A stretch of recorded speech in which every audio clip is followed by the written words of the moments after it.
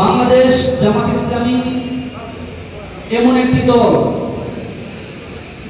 স্বাধীনতার 54 বছরে যাদের বিরুদ্ধে কোনো দুর্নীতির অভিযোগ নাই, যাদের বিরুদ্ধে কোনো সন্ত্রাসী কর্মকাণ্ডের অভিযোগ নাই, কোনো ধর্ষণের অভিযোগ নাই, এবং কি দলীয় কুন্দলের কোনো অভিযোগ পর্যন্ত নাই।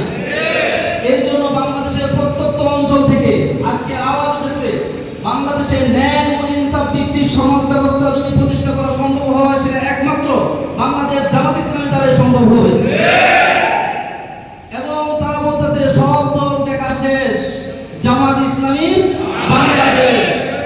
আমরা বলতে চাই, এই মানব রচিত মতবাদ দিয়ে কখনো পৃথিবীতে শান্তি প্রতিষ্ঠা করা সম্ভব নয়। স্বাধীনতার পর শাসকের পালাবদল হয়েছে, কিন্তু বাংলাদেশের মানুষের ভাগ্যের কোনো পরিবর্তন হয় নাই।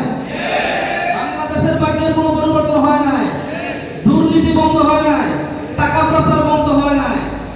এই জন্য যদি এগুলো বন্ধ করে একজন ন্যায় ও ইনসাফ ভিত্তিক শাসক আমরা প্রতিষ্ঠা করতে পারি, তাহলে এগুলো সম্ভব, এবং সেটা ইসলামিক দল দ্বারাই সম্ভব হবে।